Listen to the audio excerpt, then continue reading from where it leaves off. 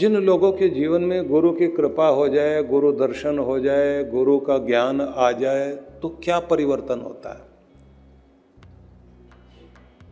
ये दुनिया यही रहेगी, आपका घर भी वही रहेगा, लेकिन उठने बैठने का तरीका बदल जाएगा। इंसानों की तरह बात करोगे, अब भीतर का जो एनिमल ब्रेन है वो सो जाएगा। जो भीतर का जानवरपना है ना, वो खो जाएगा। बुद्ध से जब कहा गया कि आपने समाधि का आनंद लिया तो मिला क्या, तो महात्मा बुद्ध को कहना पड़ा कि मिला कुछ नहीं, खोया ही खोया है। बोले क्या खोया, बोले फालतूपन। जो कूड़ा कचरा था वो खत्म हो गया, और बचा क्या, जो कीमती था बस वो सुरक्षित हो गया। बस यही मिलता है। लेकिन एक बार तो आपको बाहर निकलना पड़ता है, अपनी परिस्थिति से बाहर आना पड़ता है। अगर नहीं बाहर आओगे तो बात नहीं बनेगी। बुद्ध को भी अपने घर से बाहर निकलना पड़ा। उनका नाम उस समय राजकुमार सिद्धार्थ था। तो क्या भीतर आग रही होगी। मन में ये आया कि अगर बूढ़े आदमी को देखने के बाद समझ में आया, किसी ने बता दिया कि ये भी जीवन की एक अवस्था है। सुंदर नौजवान था, ये उछल कूद के चला करता था, बुढ़ापा आ गया तो तन को संभाल नहीं पाता। पूछा ये बुढ़ापा आता क्यों है, बोले जीवन का परिवर्तन का एक नियम है। उस नियम के अनुसार एक दिन बुढ़ापा भी आता है। एक को रोगी को देखा, ये आदमी रोगी क्यों है, कि शरीर में रोग आता है तो व्यक्ति की शरीर की शक्ति सारी चली जाती है। ये क्यों होता है, तो उन्होंने कहा कि शरीर बीमारियों का घर है। दुख किसी न किसी रूप में आता है। एक दिन उन्होंने एक व्यक्ति को देखा, लोग उसे बांध रहे हैं अर्थी में और फिर लेकर के जा रहे हैं। कहाँ जा रहे हैं, बोले इसको जलाने जा रहे हैं। आंख नाक बिल्कुल वैसे, हाथ पांव वैसे के वैसे। तो क्या हो गया इसको, बोले मर गया। तो मर गया, इसमें से क्या निकल गया, बोले इसके अंदर जो था ना जीव, वो चला गया। अब इस शरीर को संभाल के नहीं रख सकते। ऐसा क्यों होता है, बोले यही जीवन का वास्तविक सत्य है। एक दिन कोई आया तो एक दिन जाएगा भी सही। और ये चलता फिरता उठता बैठता दौड़ता भागता पुतला मुर्दा हो जाता है। ये सबके साथ होता है। बोले हाँ सबके साथ हो, मेरे साथ भी होगा। बोले मेरे साथ भी होगा, आपके साथ भी होगा, हमारे साथ भी होगा। अब इस बात को सुनने के बाद जो परिवर्तन उनके अंदर आया, उस परिवर्तन का परिणाम देखिए कि घर को छोड़कर निकले। और जिस दिन घर को छोड़कर निकले तो उनकी पत्नी और एक छोटा सा बेटा राहुल, वो सोया पड़ा। तो एक बार पत्नी की तरफ देखा, एक बार बच्चे की तरफ देखा, और महल को छोड़कर निकल गए।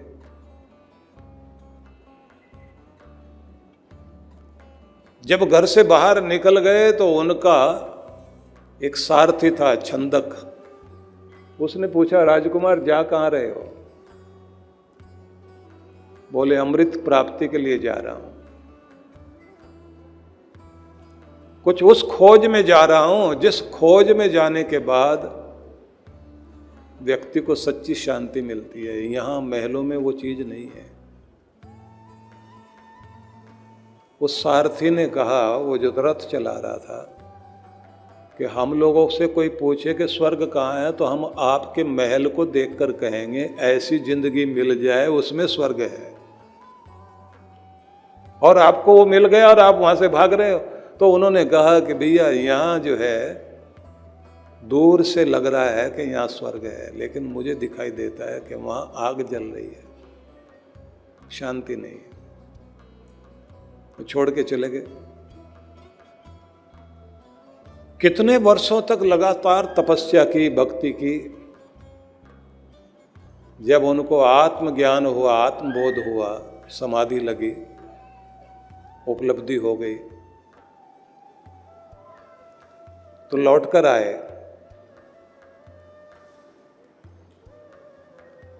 उनके चेहरे से महसूस होता था कि इन्होंने कुछ पा लिया है। असीम शांति, अद्भुत पवित्रता, आनंद से खिला हुआ चेहरा, भीतर से चमक रहे हैं जैसे कोई सैकड़ों दिए भीतर जल रहे हो, इतने खिले हुए। तो जब वो जा रहे थे तो लोगों ने कहा कि अब आप बुद्धत्व को प्राप्त हो गए, आपको ज्ञान हो गया, परमात्मा की उपलब्धि हो गई। अब आपको चाहिए कि आप मोह ममता की दुनिया में एक बार लौटकर परीक्षा करके देखो कि संसार अपनी तरफ खींचता है या नहीं खींचता है, महल आपको अपनी तरफ खींचते हैं या नहीं खींचते, आपकी पत्नी और आपका बच्चा, उसका मोह आपको खींचता है या नहीं खींचता। उन्होंने कहा कि इस दुनिया में रिश्तों का एक मेला है, जिंदगी आगे बढ़ती जाती है, मेला पीछे छूटता जाता है और आदमी अकेला हो जाता है। अकेला एक दिन भीड़ से, रिश्तों की भीड़ से जुड़ता है, एक दिन ऐसा आता है सारी भीड़ गायब हो जाती है, उसकी यात्रा आगे चलती चली जाती है। तो लोगों ने कहा महाराज ये कहने की बात है, अगर आप अपने महल के सामने जाकर वहीं भिक्षा मांग लो और अपनी पत्नी से ही मांग लो तो पता लगेगा कि आपका ज्ञान, तत्व ज्ञान सच्चा है या नहीं है। तो आपको अपने घर में जाके भिक्षा मांगनी चाहिए। तो बुद्ध अपने घर में ही पहुंच गए और अपनी पत्नी से ही भिक्षा मांगने के लिए उन्होंने आवाज दी, भिक्षाम देहि। अब जिस घर में, जिस महल में वो राजकुमार थे और कुछ समय के बाद वो राजा घोषित होने वाले थे, तो अंदर जाकर के किसी सेविका ने सूचना दी कि आपके पतिदेव साधु बन करके आ गए हैं और भिक्षा मांग रहे हैं। तो एक बार तो गुस्से में आकर के यशोधरा ने कह दिया कि उनको कहो कि हम भिक्षा नहीं देंगे, कहीं और से मांग ले जाके। सेविका ने कहा कि जब वो इतनी हिम्मत करके यहां तक पहुंच गए तो तुम भी तो हिम्मत करके दिखाओ ना, भिक्षा देने के लिए तैयारी करो।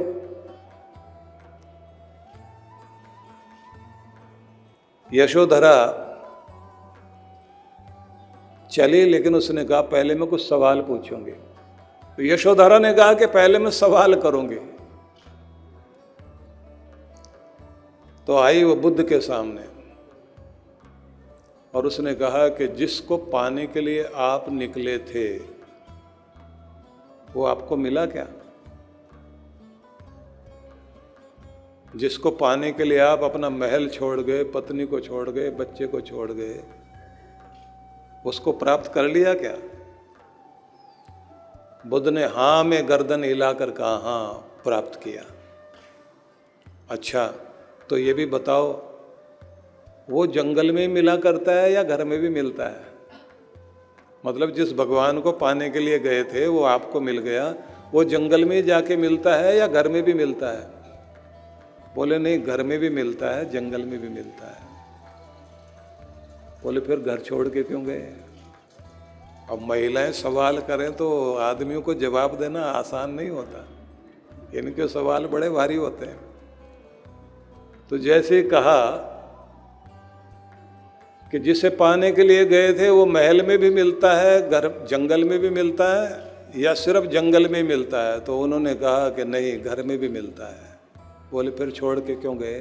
बोले ये जंगल में जा कर के पता चला कि घर में कैसे मिला करता है, इसलिए जंगल में गया था,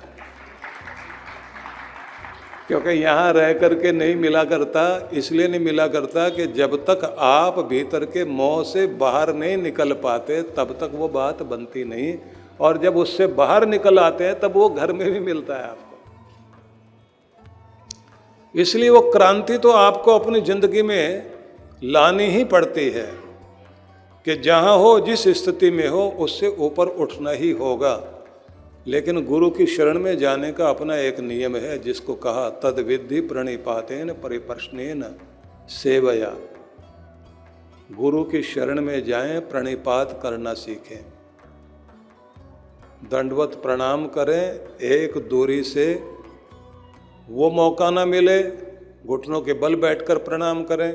गुरु जी तेजी से जा रहे हों तो जहाँ खड़े हुए हैं वहीं अपने हाथ हृदय पर लगाकर सिर झुकाकर प्रणाम करें। गुरु चले जाएं तो उस मिट्टी को भी छू करके माथे से लगाना चाहिए और ये महसूस करना चाहिए कि इस पवित्र वाइब्रेशन से मैं भी पवित्र हो रहा हूँ। जो आपकी श्रद्धा है वही कृपा आपके जीवन में देती है। अगर श्रद्धा की कमी है तो फिर कृपा की भी कमी जरूर होगी।